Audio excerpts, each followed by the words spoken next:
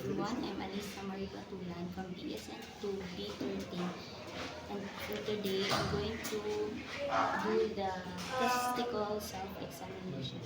First is we need to cup the testicle in one hand to feel the weight. Okay, swallow. And then next is to check one testicle at a time using your index and thumb, using your middle index and middle fingers underneath the scrotum and thumb on top.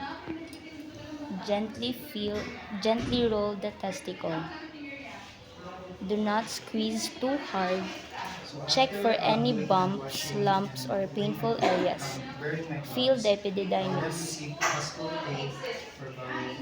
Testicles should be round and smooth like a hard-boiled egg. Epididymis is not as smooth as the egg-shaped testicle. Repeat on the other testicle. Then feel and palpate the spermatic cord. Spermatic cord goes up to the testicle.